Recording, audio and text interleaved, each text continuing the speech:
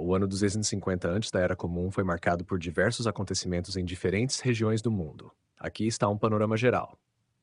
Mundo Mediterrâneo e Oriente Próximo. No mundo greco-romano e no Oriente Próximo, o período foi dominado pela ascensão de grandes reinos helenísticos, formados após as conquistas de Alexandre o Grande. O Império Seleucida, governado por Antíoco II, enfrentava conflitos com o Egito Ptolomaico pela posse de territórios na Síria e na Ásia Menor. Esse conflito é conhecido como parte das Guerras Sírias. No Egito, o reinado dos Ptolomeus consolidava Alexandria como um centro cultural e comercial de destaque, com sua famosa biblioteca atraindo estudiosos de várias partes do mundo. A República Romana expandia sua influência na Península Itálica e se preparava para confrontos futuros com Cartago, que resultariam nas Guerras Púnicas. A Primeira Guerra Púnica havia terminado poucos anos antes. Índia e Ásia Central. Na Índia, o Império Maurya já havia declinado após o reinado de Asoka, e diversos reinos regionais disputavam poder. O reino de Shunga e outros reinos menores controlavam partes do norte da Índia, enquanto o comércio florescia na Rota da Seda e no Oceano Índico. No noroeste, os indo-gregos, descendentes das campanhas de Alexandre, mantinham sua presença no que hoje é o Afeganistão e o Paquistão. China. Na China, a dinastia Zhou continuava formalmente no poder, mas seu controle era simbólico, com poder real nas mãos de senhores feudais locais durante o período dos reinos combatentes. Entre os principais reinos dessa época, Qin começava a se destacar como uma potência militar e administrativa, preparando o caminho para a unificação sob Qin Shi Huang no final do século. A filosofia confuciana e as escolas de pensamento legalistas moldavam o panorama cultural e político. Américas. Nas Américas, civilizações como os maias e outras culturas pré-colombianas continuavam a florescer. Os maias estavam em seu período pré-clássico, construindo centros cerimoniais e cidades. Eles já possuíam sistemas avançados de escrita, astronomia e agricultura. Na região dos Andes, culturas como a Chavin influenciavam amplas áreas com seu estilo artístico e religioso. Na África subsaariana, povos como os Bantus estavam em plena expansão migratória, espalhando línguas, tecnologias agrícolas e metalurgia pelo continente. Esses eventos refletem um mundo diversificado, no qual interações comerciais e culturais moldavam os desenvolvimentos regionais e globais. Em 250 antes da Era Comum, a região da Mesopotâmia, situada entre os rios Tigre e Eufrates, estava sob controle do Império Seleucida, um dos principais reinos helenísticos formados após a fragmentação do Império de Alexandre o Grande. Essa região era estratégica devido à sua posição como elo entre o Mediterrâneo e as terras orientais, além de seu rico legado cultural e econômico. Aqui estão os detalhes. Governança Seleucida. O Império Seleucida, governado por Antíoco II, Teos, durante esse período, incluía a Mesopotâmia como uma de suas regiões centrais. Babilônia, uma cidade histórica da Mesopotâmia, ainda era um centro cultural, embora estivesse em declínio em relação ao seu apogeu sob reis como Nabucodonosor II. A helenização estava em curso, com a introdução da cultura grega em cidades e instituições. A Mesopotâmia também era importante para a administração seleucida, devido à sua produção agrícola e posição como ponto de ligação para rotas comerciais. Conflitos e instabilidade. O império enfrentava desafios constantes, tanto internos quanto externos. Internamente, as populações locais, que incluíam babilônios, assírios e outros grupos, resistiam em certa medida à helenização. Tradições religiosas, como o culto a Marduk em Babilônia, competiam com as influências gregas. Externamente, os seleucidas travavam as guerras sírias contra o Egito Ptolomaico. Esses conflitos frequentemente impactavam a Mesopotâmia, com tropas passando pela região e recursos sendo desviados para financiar campanhas militares.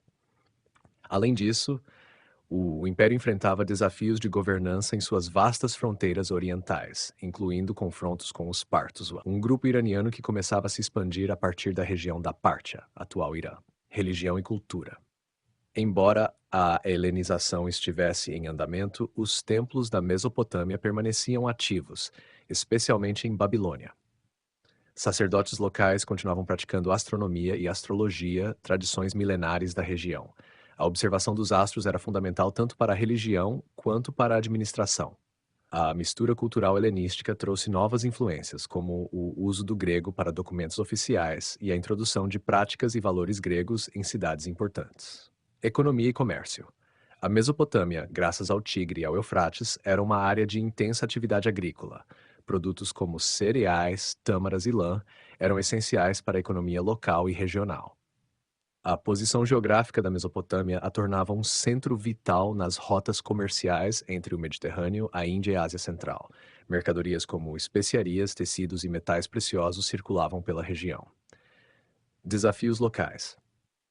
A Mesopotâmia enfrentava os desafios ambientais característicos da região, a necessidade de manutenção dos complexos sistemas de irrigação vitais para a agricultura dependia da estabilidade política e da organização local. As constantes guerras e disputas pelo controle da região frequentemente interrompiam as atividades econômicas e deslocavam populações. Assim, em 250 antes da Era Comum, a Mesopotâmia era um território de importância estratégica dentro do Império Seleucida, marcado por tensões políticas, rica herança cultural e uma sociedade em transição entre as tradições locais e as influências helenísticas.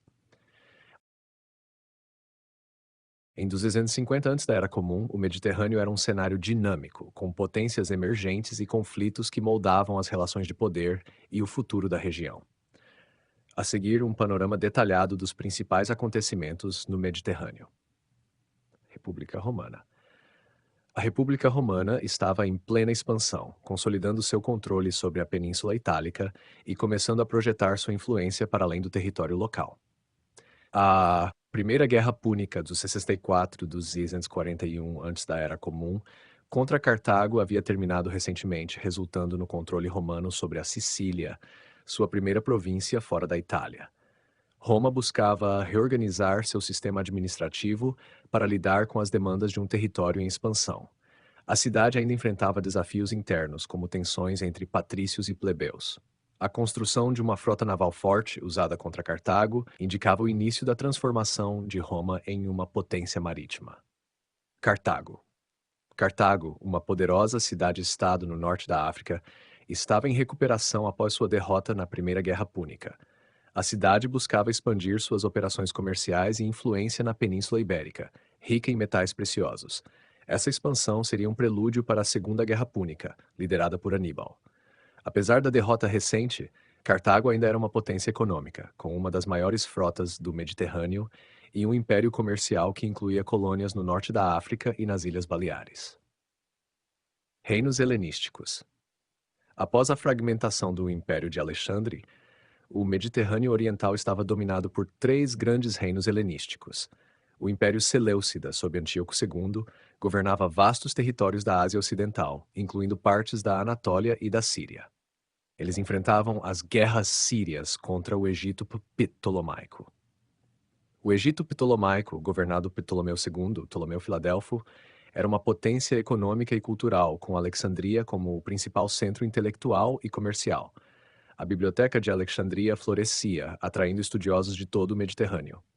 A Macedônia, sob Antígono Gônatas, lutava para manter o controle da Grécia, enfrentando rivalidades com cidades-estado gregas e ameaças de invasores bárbaros ao norte. Grécia e as cidades-estado. As cidades-estado gregas viviam um período de constante instabilidade e perda de autonomia devido à dominação dos reinos helenísticos. Atenas continuava sendo um centro cultural, mas sua influência política era limitada. Os festivais religiosos e as tradições filosóficas ainda prosperavam. Esparta tentava recuperar alguma relevância militar, mas já não era a potência que havia sido nos séculos anteriores. A Liga Aqueia e a Liga Etólia, coalizões de cidades gregas, buscavam resistir ao controle macedônico, embora muitas vezes se envolvessem em rivalidades internas. Ilhas do Mediterrâneo. A Sicília havia passado para o controle romano, mas ainda era uma região de disputas entre colonos romanos e populações locais. Creta e outras ilhas gregas continuavam importantes como pontos estratégicos e comerciais, ligando o leste e o oeste do Mediterrâneo. Economia e comércio. O comércio marítimo no Mediterrâneo era intenso, ligando diferentes regiões e culturas. Produtos como vinho, azeite, cereais, metais e especiarias circulavam amplamente. As rotas marítimas conectavam a Península Ibérica, o norte da África, o Egito, a Grécia e o Levante, com portos como Alexandria, Cartago e Corinto desempenhando papéis centrais. Cultura e religião. O Mediterrâneo era um caldeirão cultural marcado pela interação entre tradições locais e as influências helenísticas. A filosofia grega continuava a se desenvolver, com pensadores como os estoicos e os epicuristas moldando as ideias do período. Religiões locais coexistiam com a mitologia grega e influências orientais, como cultos mistéricos provenientes da Ásia Menor. Assim, o Mediterrâneo, em 250 antes da Era Comum, era uma região de intensa atividade política, econômica e cultural, com potências em crescimento, rivalidades entre impérios e um comércio dinâmico que conectava diversas sociedades.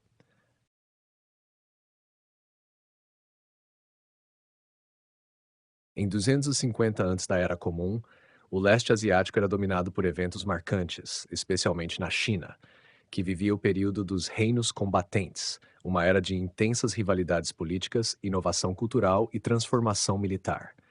Além disso, outras regiões do leste asiático, como a Península Coreana e o arquipélago japonês, estavam desenvolvendo suas sociedades e culturas de forma mais localizada. Aqui está um panorama detalhado. China, o período dos reinos combatentes. A China estava dividida em 7 grandes estados independentes: Qin, Chu, Qi, Yan, Zhao e Wei. Essa era foi marcada por uma luta incessante pelo controle do território e pela hegemonia. Estado de Qin.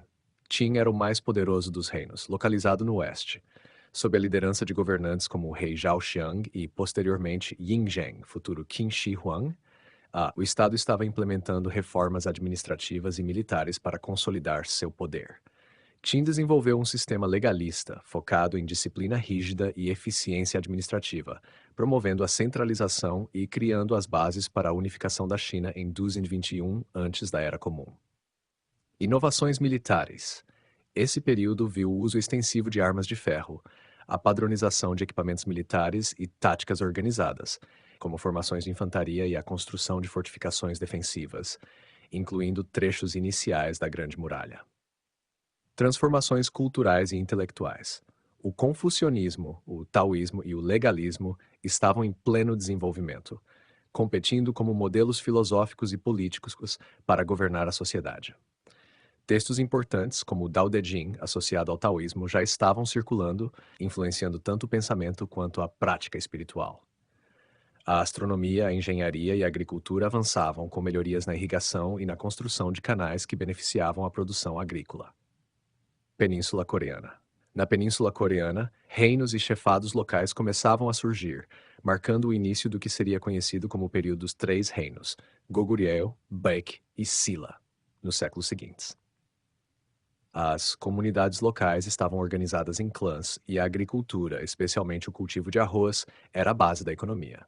Havia trocas culturais e comerciais com a China e possivelmente com o arquipélago japonês, o que ajudava a disseminar tecnologias como a metalurgia do ferro. No Japão, o período Yayoi, cerca de 300 antes da Era Comum a 300 da Era Comum, estava em andamento. Este período foi caracterizado pela introdução da agricultura baseada no cultivo de arroz em terraços inundados, uma prática trazida provavelmente da Península Coreana ou da China.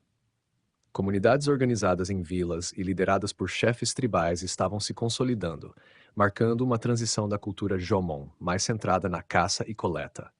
A metalurgia do bronze e mais tarde do ferro começava a surgir, indicando avanços tecnológicos. No Sudeste Asiático, reinos e sociedades locais estavam se desenvolvendo com base em rotas comerciais e influências culturais vindas da Índia e da China. As primeiras evidências de organização política centralizada estavam surgindo em regiões como o atual Vietnã, onde o reino Aulac começava a se formar, consolidando a cultura Dongson, conhecida por sua metalurgia avançada e tambores de bronze. O comércio marítimo estava em expansão, conectando o Sudeste Asiático a redes comerciais no Oceano Índico e no Mar do Sul da China. Aspectos gerais do Leste Asiático. A região era caracterizada por um mosaico de culturas locais que começavam a interagir por meio de comércio, migração e influências culturais. Embora o domínio chinês fosse o mais avançado em termos de centralização e desenvolvimento, outras áreas estavam estabelecendo as bases para civilizações que se consolidariam nos séculos seguintes. Portanto, em 250 antes da Era Comum, o leste asiático era uma região em transição, com a China no centro de intensas transformações políticas e culturais, enquanto as áreas vizinhas desenvolviam sociedades estruturadas e se conectavam a redes comerciais emergentes.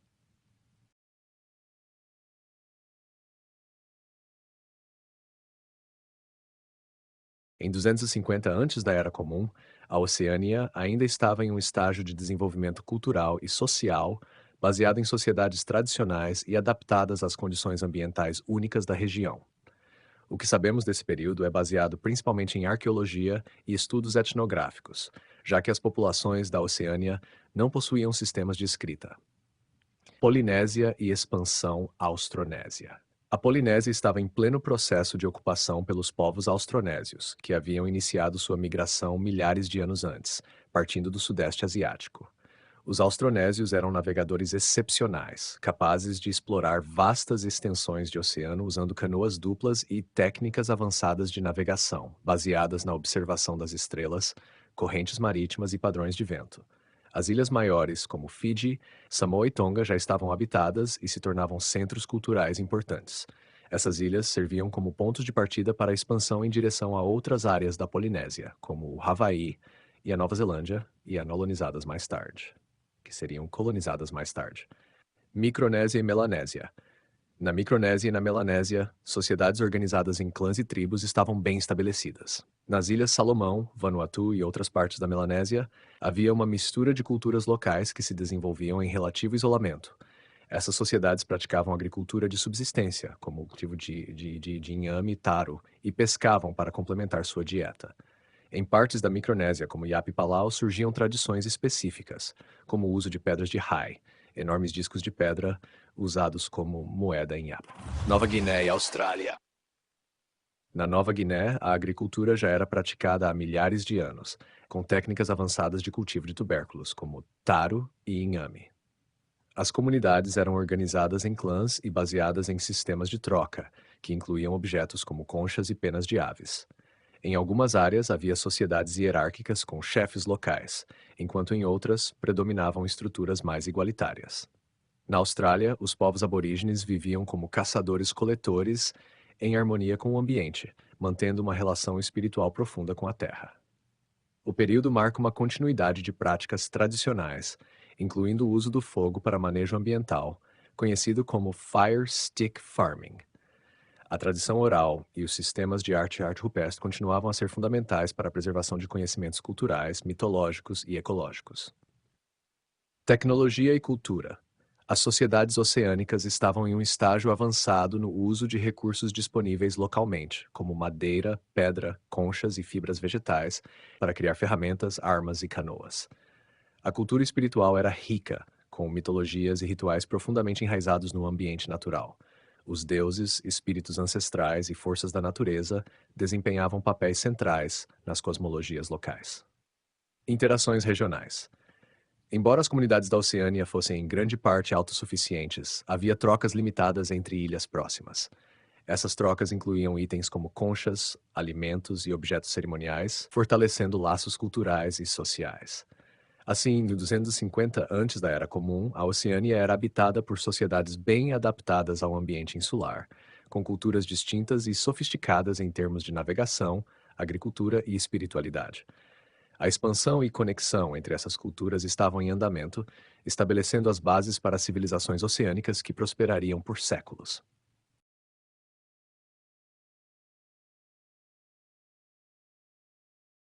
Em 250 antes da Era Comum, a Europa era um continente diversificado, marcado pela coexistência de diferentes povos e culturas, que se encontravam em estágios variados de organização política, econômica e cultural. Enquanto civilizações mediterrâneas, como as gregas e romanas, estavam em plena atividade, grande parte do restante da Europa era habitada por sociedades celtas, germânicas e outras tribos. O Mediterrâneo e as civilizações clássicas. As regiões mediterrâneas, particularmente no sul da Europa, eram as mais desenvolvidas em termos de urbanização, comércio e cultura. Grécia. Apesar de estar politicamente fragmentada e sob influência macedônica, as cidades-estado gregas continuavam a ser centros culturais. Filosofia, ciência e artes floresciam, e Atenas ainda era um foco intelectual. A Liga Aqueia e a Liga Etólia tentavam unificar a Grécia contra os macedônios e outras ameaças externas. Roma. A República Romana havia recentemente saído vitoriosa da Primeira Guerra Púnica, 264-241 antes da Era Comum, e começava a consolidar seu controle sobre a Sicília, marcando sua transformação em uma potência mediterrânea. Internamente, Roma lidava com reformas sociais e a expansão de sua infraestrutura, como estradas e aquedutos. Cartago. No norte da África, Cartago mantinha um forte controle sobre o comércio no Mediterrâneo Ocidental, com interações significativas com a Península Ibérica e o sul da Europa. Celtas na Europa Central e Ocidental. Os celtas dominavam grande parte da Europa Central, Ocidental e Insular, atual Irlanda e Grã-Bretanha. Organização social. Os celtas viviam em sociedades tribais, frequentemente lideradas por chefes locais. Havia também confederações de tribos que colaboravam para a defesa ou comércio. Cultura e religião. Os druidas desempenhavam um papel central como sacerdotes, juízes e guardiões da tradição oral. A espiritualidade celta estava profundamente conectada à natureza, com práticas religiosas envolvendo bosques sagrados e sacrifícios rituais. Comércio e tecnologia. Os celtas eram hábeis metalúrgicos, conhecidos por suas armas de ferro e ornamentos de ouro. Havia comércio com regiões mediterrâneas, especialmente com gregos e romanos, envolvendo itens como sal, âmbar e metais. Península Ibérica. A Península Ibérica era habitada por várias culturas indígenas, como os íberos no leste e sul e os celtas no norte e oeste. As comunidades íberas eram influenciadas pelas culturas mediterrâneas, particularmente pelos fenícios e cartagineses, com quem mantinham laços comerciais. As minas de prata e outros metais preciosos da península eram altamente valorizadas e exploradas, especialmente pelos cartagineses. Europa do Norte e Oriental. As regiões ao norte e ao leste da Europa eram habitadas por tribos germânicas, bálticas, eslavas e outras. Germânicos. No norte da Europa, os povos germânicos estavam em fase de organização tribal, vivendo em vilarejos e praticando uma economia baseada na agricultura e na pecuária. Bálticos e eslavos. Na região do Báltico e do leste europeu, as tribos eslavas e bálticas estavam em uma etapa inicial de desenvolvimento cultural, com sociedades baseadas na agricultura e nas tradições orais. Europa insular. Nas Ilhas Britânicas, os celtas ocupavam a maior parte do território, com uma cultura semelhante à dos celtas do continente. Megálitos e outros monumentos antigos ainda tinham importância cerimonial e religiosa. Comunidades agrícolas predominavam, mas havia também interações comerciais limitadas com a Europa continental. Aspectos gerais. Economia. Grande parte da Europa praticava uma economia agrícola, com comércio variando de local a regional. Algumas regiões, como o Mediterrâneo, já tinham economias monetárias e sistemas de troca mais sofisticados. Tecnologia. A metalurgia do ferro estava amplamente difundida, e as carroças com rodas, além de melhorias em ferramentas agrícolas, aumentavam a produtividade. Cultura e tradição. Enquanto as tradições orais dominavam grande parte do continente, no sul mediterrâneo, o uso da escrita e a produção de literatura e documentos já estavam estabelecidos. Em suma, a Europa de 250 antes da Era Comum era um continente diversificado, com o Mediterrâneo liderando o avanço cultural e econômico, enquanto o restante da região era caracterizado por sociedades tribais que se conectavam gradualmente às redes comerciais e culturais mais avançadas.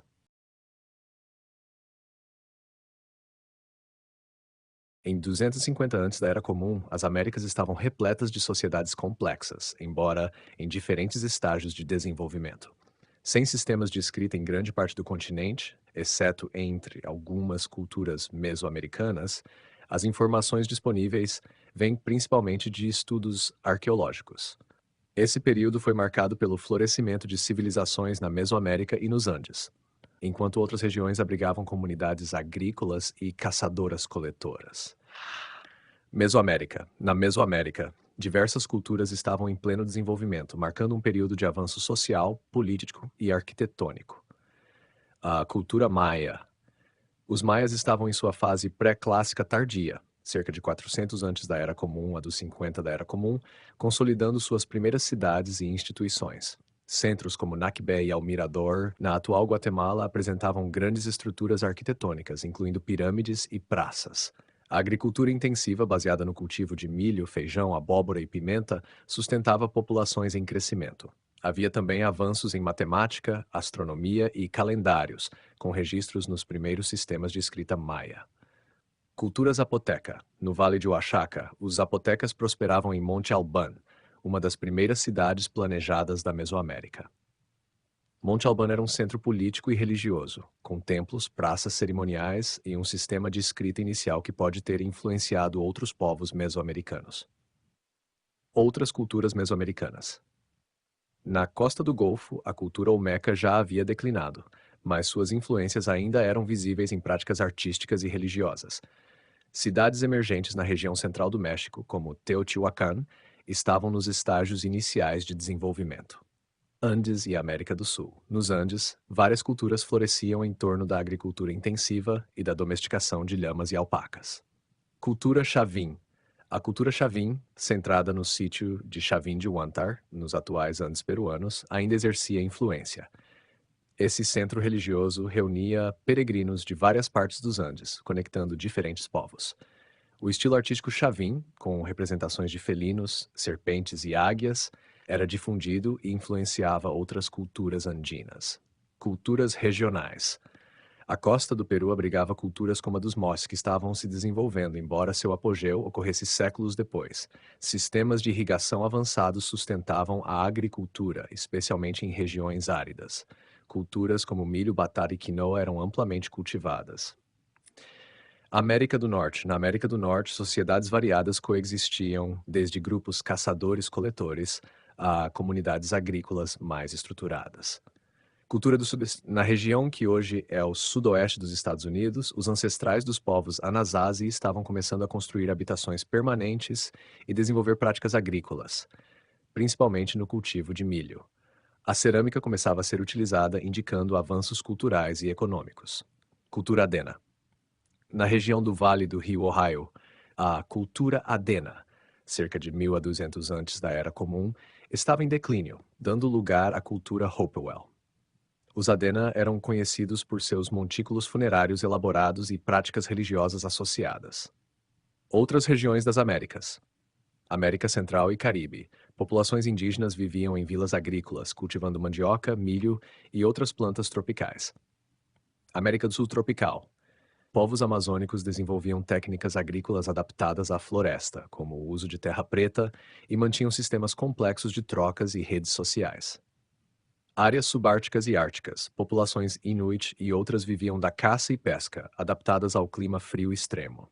Características gerais. Economia. A agricultura era central para as principais culturas, com variações dependendo do clima e da geografia. As práticas incluíam irrigação, técnicas de terraceamento e uso de ferramentas simples. Arquitetura. Muitas culturas construíam estruturas monumentais, como pirâmides, templos e montículos, que funcionavam como centros religiosos e políticos. Religião e cultura.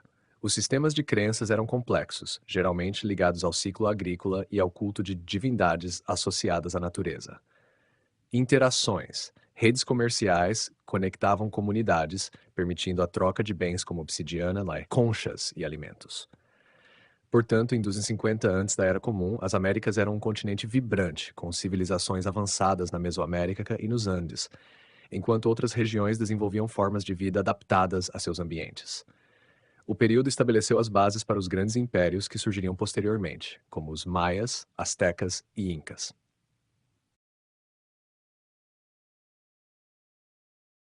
Em 250 antes da Era Comum, a África subsaariana era um mosaico de culturas, reinos emergentes e sociedades tribais, organizadas de formas variadas e adaptadas às condições ecológicas da região. Embora a escrita não fosse amplamente utilizada, exceto em algumas áreas próximas ao Saara, estudos arqueológicos revelam traços de civilizações que estavam em estágios avançados de organização. África Ocidental. Na região da África Ocidental, algumas das primeiras formas de organização complexa começaram a se consolidar. Cultura Nok. A cultura Nok, localizada no que hoje é a Nigéria, estava em pleno florescimento. Conhecida por suas esculturas de terracota, a cultura Nok produzia obras sofisticadas que podem ter servido a propósitos religiosos ou cerimoniais. A economia baseava-se na agricultura, milho, sorgo e inhame, na criação de animais e no trabalho com ferro, o que demonstra avanços tecnológicos significativos. A metalurgia do ferro na África Ocidental pode ter sido desenvolvida de forma independente ou através de influências de outras regiões africanas. Primeiras redes comerciais. No Sahel, ao sul do Saara, comunidades estavam começando a formar redes de comércio que se expandiriam nos séculos seguintes. Produtos como sal, ouro e metais eram trocados entre regiões.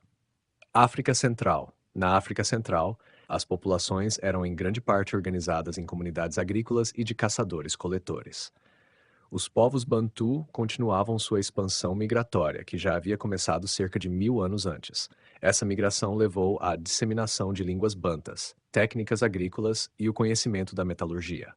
As comunidades praticavam o cultivo de inhame, banana e outras culturas adaptadas às condições tropicais, além de trabalhar com ferro e outros metais.